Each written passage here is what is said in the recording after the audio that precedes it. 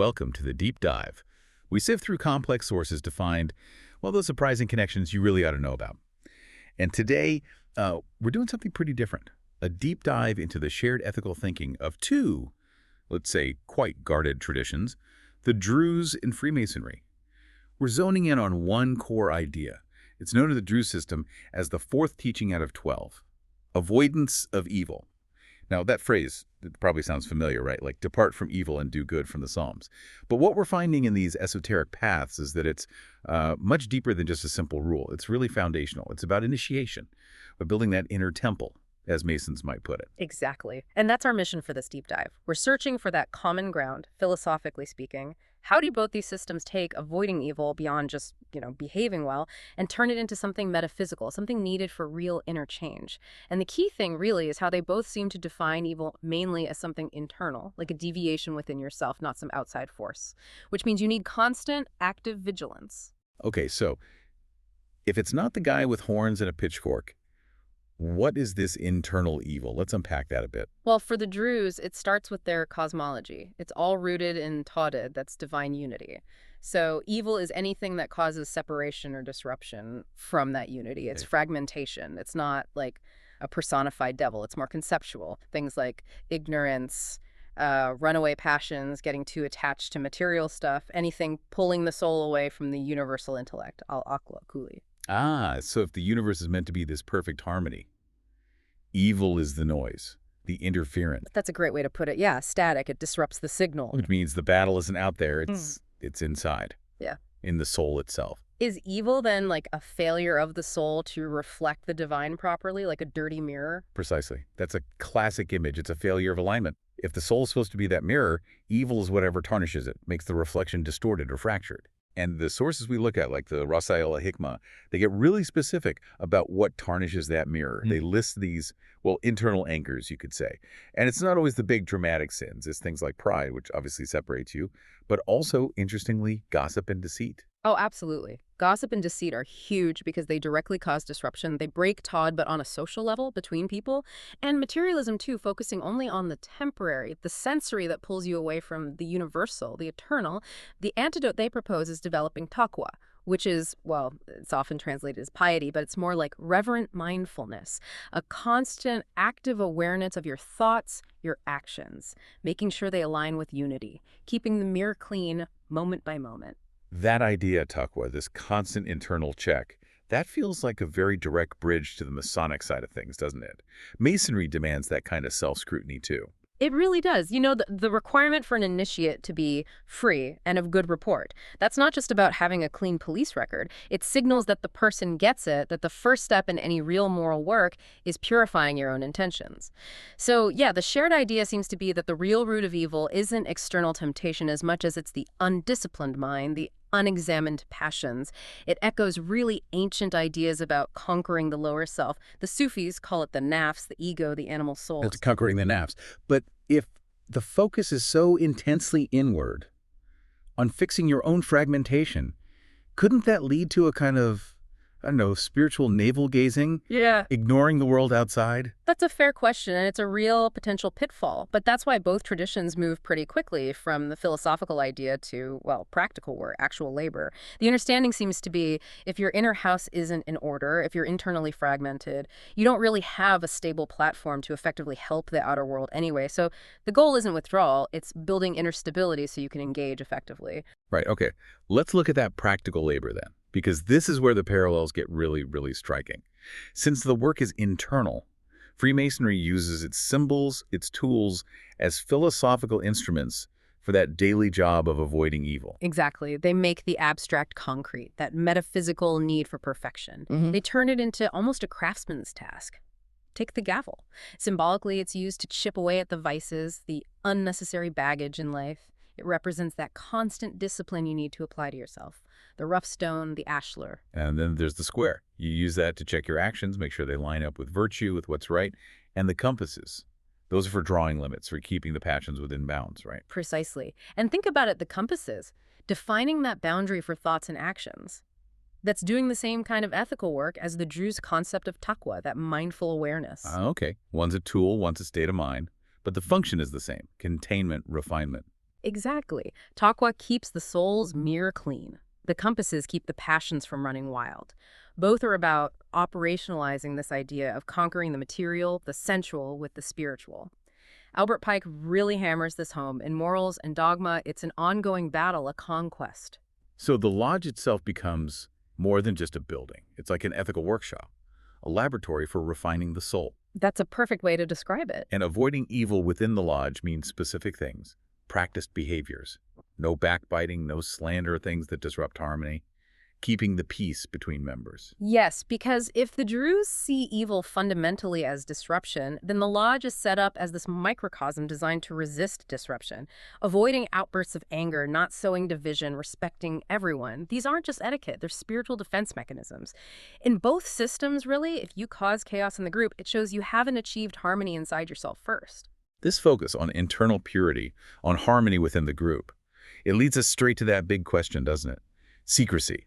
If the goal is ethical growth, spiritual ascent for everyone, why hide the teachings? Why are both traditions famously secret? Well, the secrecy serves multiple functions, but a key one is definitely as an ethical filter. It's not just about hiding doctrine, it's about protecting the initiate's own development. The idea is that knowledge, especially esoteric knowledge, needs to be given gradually, only when a certain level of moral maturity is reached. Because in the wrong hands, or maybe in an unprepared soul, wisdom can be dangerous. Dangerous. How so? That sounds a bit counterintuitive. Wouldn't you want everyone to have wisdom? You would think, but the logic, especially strong in the Druze tradition, is that evil can actually corrupt sacred knowledge itself. Imagine giving deep insights into, say, human nature or the cosmos to someone still driven by pride or vengeance or greed. They could misuse it. Exactly. They could twist it into a tool for manipulation, for control, for tyranny, or just use it to puff up their own ego. Makarim pointed this out. There's a real risk of profound knowledge being weaponized, essentially. So protecting the teachings is an ethical act itself. You withhold it until the person shows they can handle it responsibly.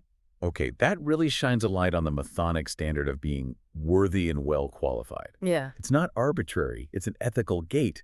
Avoiding evil isn't just a good idea. It's literally a prerequisite for receiving more light, more knowledge. Precisely. You have to demonstrate you've started using the gavel on your vices, that you're trying to live by the square before you're trusted with more, advanced tools or concepts represented by the compasses. The whole degree structure kind of acts as a built-in check then, testing consistency over time. Yes, exactly. Moral progress is ideally assessed before intellectual progress is permitted. Now, to navigate all this, to do this internal work, you need a reliable guide. And both traditions seem to point to conscience, don't they? Absolutely. For the Druze, conscience semir is seen as something quite profound. It's like the echo of the divine intellect within your own soul. It's the part of you that intuitively recognizes the divine order and feels dissonance when you deviate. And in Masonry, the obligations, the promises you make, they're binding specifically because you take them on your own conscience, witnessed by the Almighty. Accountability is internal. Right. It's not primarily about fearing some external punishment from the lodge or society. The real judgment seat is inside. So bringing this together, the core reason for avoiding evil isn't fear. It's because evil defined as fragmentation, deceit, uncontrolled passion is fundamentally incompatible with the higher, unified self that the initiate is striving to build or uncover. It's about alignment. Yes, it's trying to tune an instrument. Evil is the out-of-tune note. You avoid it because it jars against the harmony you're trying to achieve. Yeah. It's a matter of spiritual physics, almost. Okay, but let's loop back to that concern we raised earlier. If the main struggle is internal, how does this connect to the world? How do they avoid just becoming inwardly focused groups? That connection is vital, and it shows these aren't just navel-gazing traditions. They're not escapist.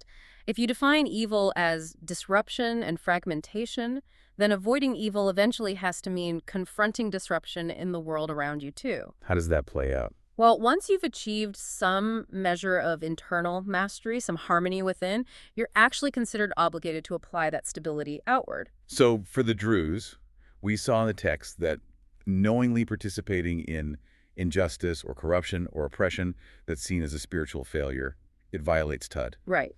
While they often focus on maintaining peace and balance within their own communities, their ethical framework pushes towards advocating for justice and order more broadly as reflections of the cosmic order. And the Masonic parallel. It's very similar.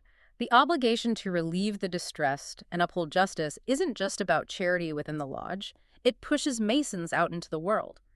Historically, this ideal has motivated involvement in public service, in fighting against, well, the external forms of fragmentation. Ignorance, bigotry, tyranny, apathy.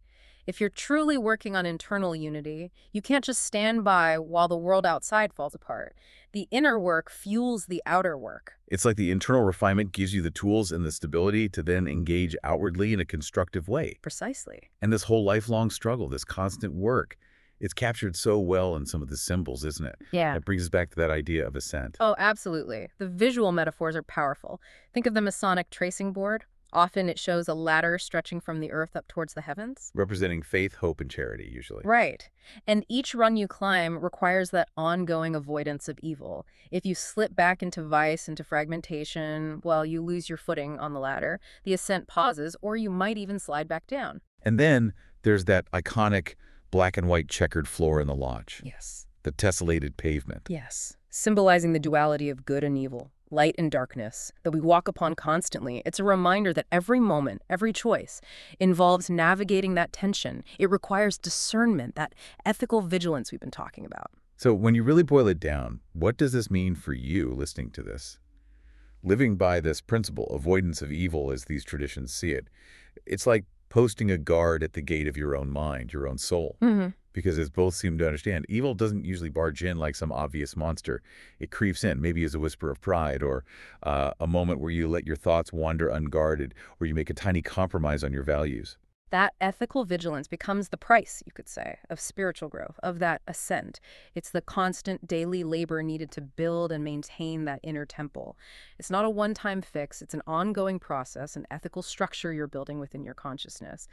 Every vice you manage to shed, every temptation you resist, it's like removing another obstacle from your path towards that inner unity. And maybe that image, the idea of constantly working on yourself, is the best place to leave things, building on that Masonic symbol of the rough ashlar, that imperfect block of stone that each person starts as, the stone that needs constant shaping by the gavel of discipline, checked against the square of virtue. Perhaps the challenge for you is this. How can you use that idea, that symbolism in your own life? How do you keep working on refining your inner stone day by day, ensuring that work never really stops?